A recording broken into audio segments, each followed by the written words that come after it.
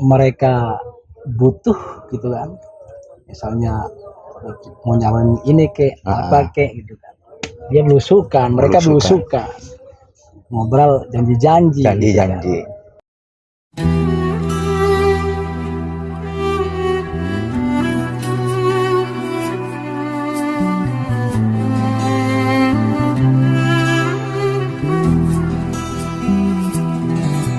Assalamualaikum warahmatullahi wabarakatuh. Kembali lagi. Waalaikumsalam warahmatullahi taala wabarakatuh. Kembali lagi dengan kami ngokos ngobrol kosongan ya di channel Naja Al-Masudiyah channel. Kebetulan ya, kami sedang di tampil di Dajena. Ya, kita kali aja nemu kepiting atau jair gitu kan. Nostalgia lah, nostalgia dulu. Nostalgia lama. Nah, dulu tempat ini tempat yang sangat favorit ya. Ya, tempat kita berenang. Cari-cari ikan gitu kan. Jadi mungkin barangkali yang masih lupa. Mengenang masa lalu. Ini daerah mana ini aja? Di Dajena. Ini daerah di Dajena. Nyebrang ke berapa langkah ke depan udah masuk ke wilayah taman ya sana. Taman. Di sana Andel, di sebelah sana Andel. tempat kita pelabuhan, caloncan dan mencari kepiting, jair, gagada dan sebagainya. Iya, di sini dulu kan banyak kepitingnya ya. Banyak kan. Kalau di sekitar sini paling dominan ininya apa ya, ikannya seperti jair rongkerong kan ya. Bandeng juga Bandeng gitu. Cuman kurang apa ya, kurang membludak. Tapi kalau orang sekarang petani garam di sini masih berproduksi enggak? Untuk masa sekarang kan bukan masih musim hujan. Masih musim hujan ya. Musim hujan belum bisa produksi. Oh, berarti produksinya ini ya tetap ya, ikan. Nanam benih ikan, bandeng gitu kan. Ya rokokin lu mulai nyaman. Saya aslinya kangen di tempat ini karena juga dulu sering main di sini kan. Iya, tempat kita main dulu. Tempat mancing, mentor, pelabuhan, dipedek sama yang punya tambak.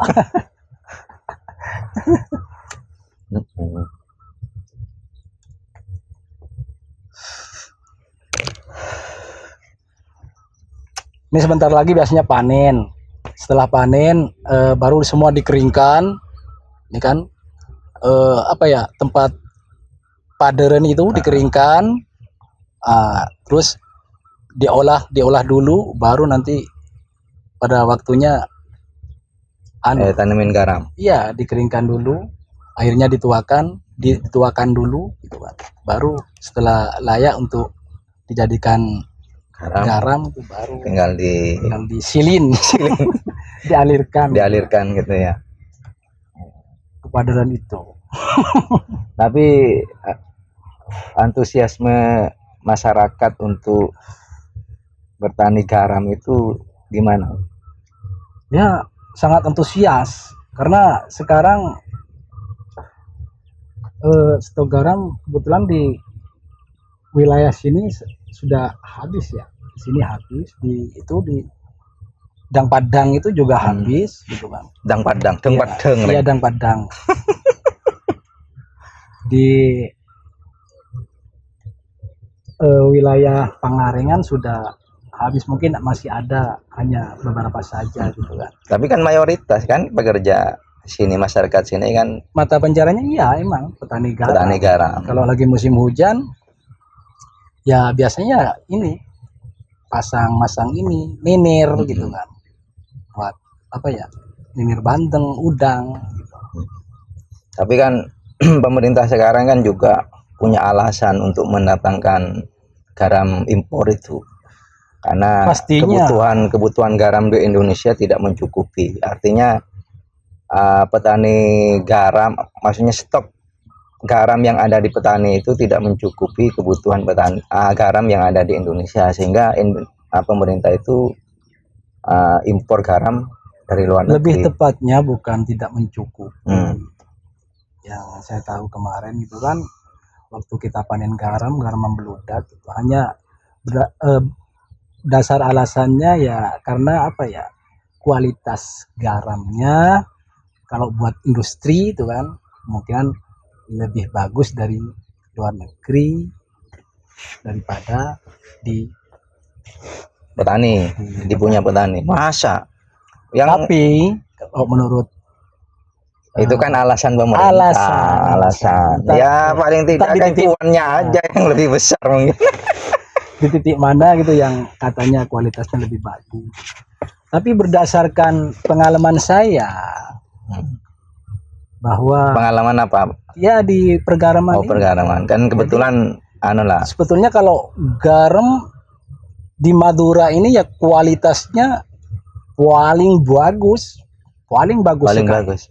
Ya mungkin ya katakan sedunia lah gitu. Iya, kalau di luar negeri itu kan dia nggak punya tambang, cuman dia itu pakai teknologi. Kalau teknologi kan campuran teknologi, waduh kurang bagus. Kalau sini kan alami semua kan. Alami. Kalau di misal di luar negeri itu kan ini pakai teknologi dia. Garamnya emang khusus buat industri. Jadi ya, kalau putihnya mungkin iya. Putih iya. Emang. Tapi kalau kandungan apanya itu kan mungkin kandungan sterilnya, kandungan paling steril ya garam yodiumnya gitu kan. Kalau garam Madura emang pada dasarnya sudah beriodium. Nah justru itu kalau saya sih selaku orang yang pernah mengenyam pendidikan gitu ya. Jadi dasar alasan bahwa pemerintah melakukan impor itu karena tidak tercukupi petani garam punya petani itu seharusnya dilakukan penelitian gitu, tidak hanya sebatas ya, itu alasan itu harus ada dasarnya gitu. Itu kan sebatas pekerjaan media mainstream gitu kan. Seharusnya kan melakukan survei, benar nggak punya garam petani itu tidak mencukupi, surveinya ada nggak, buktinya ada nggak gitu. Kalau memang tidak memenuhi ya bisa saja pemerintah itu melakukan impor, tapi kalau hanya dasar cuman alasan saja dan cuman mencari cuan ya kan kasihan rakyatnya gitu, petani gitu. Ya hitung-hitung inilah membuka lahan pekerjaan kan gitu. Indonesia kan ya begitu. Jadi kalau garam impor terus digenjot ya kata saya kemarin tuh ya dampaknya ke masyarakat, petani garam. Masalahnya tapi nggak hanya petani, kuli-kulinya pun juga kena. Masalahnya apa? Garamnya lambat tuh untuk disuplai ke ini gitu, ke pabrik, ke distributor dan sebagainya. Jadi kalau di petani kita macet, kuli-kulinya pun ikut macet. Betul. Begitu. Dan akan ya menghambat perekonomian di tataran masyarakat kan gitu ya. Di area kecil.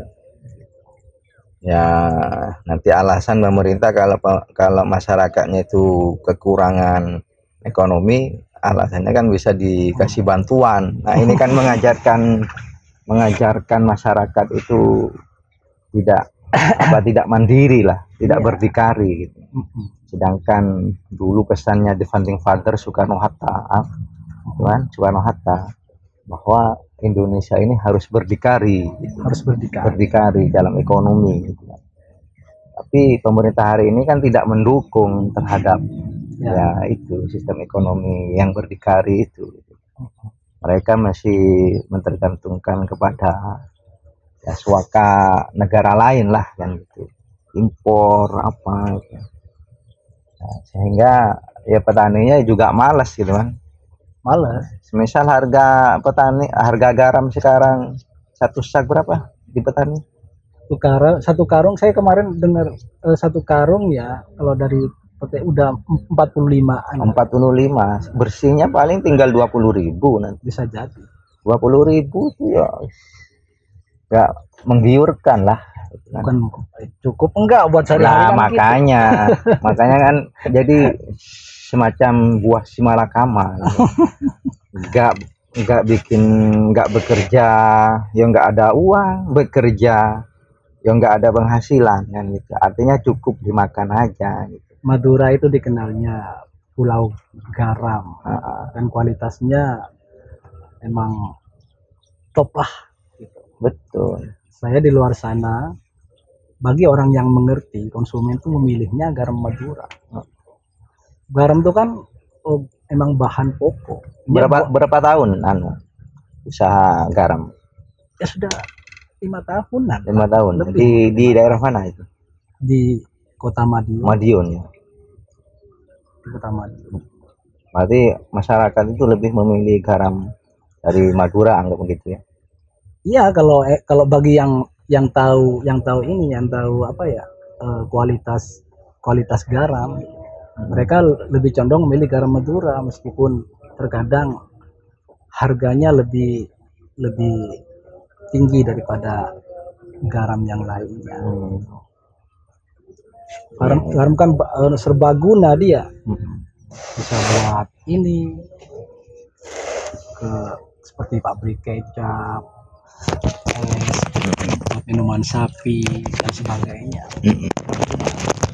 Artinya bisa diolah lagi ya, tergantung kebutuhannya. Seperti sabun, sampo tuh pakai garam itu. Bahan dasarnya kan? Bahan dasar. Iyalah, ini harus ada sosok pemimpin yang benar-benar bisa pro terhadap masyarakat. Artinya tidak hanya di mulutnya saja, artinya tidak hanya pemimpin waktu pas kampanye, berintegritas. Gitu. Jadi pas kampanye saja dia wah demi rakyat untuk rakyat kecil, tapi setelah jadi rakyat kecil minggir. Ini bisa dilakukan hanya orang-orang elit saja, rakyat kecil minggir dulu kan gitu. Ya seperti kita bilang kemarin saya bilang, kepolitikan di Indonesia kan begitu sifatnya. Amburadul. Iya, mengikat sangat ke oligarki. Artinya menguntungkan orang-orang elit lah, orang-orang besar. Rakyat kecilnya golongannya hanya dijadikan sebagai alat saja kan, alat kepentingan untuk menduduki kekuasaan kan. Tugas negara kan emang sudah sewajarnya untuk mensejahterakan rakyat. Bukan sewajarnya, seharusnya. Iya. Emang tugas negara kan untuk mensejahterakan kewajiban rakyatnya. Ya buat apa ada negara kalau nggak ada negara, kalau nggak ada rakyat, ya toh? Enggak, buat apa ada negara tapi rakyatnya tidak sejahtera. Mending nggak usah ada negara tapi rakyatnya sejahtera, ayo kan? Semuanya kan berawal dari rakyat. Iya, demokrasi kan dari rakyat untuk rakyat. Pejabat-pejabat sendiri itu berawal tadinya rakyat, dipilih rakyat, ya toh, digaji juga oleh rakyat, ya toh. Awalnya dari rakyat kecil, tapi setelah menjabat dia jadi keparat. Kenapa saya bilang keparat? Karena dia sudah menyalahi tanggung jawabnya. Namanya juga perwakilan. Masa kayaknya aja yang diwakili, uangnya aja yang diwakili. Sedangkan tugas-tugasnya dan kewajiban dia kan hampir tidak menyentuh terhadap rakyat kecil itu. Ya, kalau menurut kamu gimana? Lebih milih ada keterwakilan, maksudnya keterwakilan rakyat lah yang menduduki di pemerintahan, atau nggak usah perwakilan? Sebetulnya ya kita membutuhkan lah, saling membutuhkan gitu kan. Rakyat membutuhkan pemimpin juga demikian gitu kan. Saling simbiosis lah ya. Iya, emang satu kesatuan kan. Cuman masalahnya ya seperti tadi bilang gitu. Kalau pas lagi mereka butuh gitu kan, misalnya mau nyalon ini apa gitu kan, dia mereka belusukan ngobrol janji-janji gitu kan. janji-janji busuk, jambu, janji-janji manis, janji-janji Namun busuk.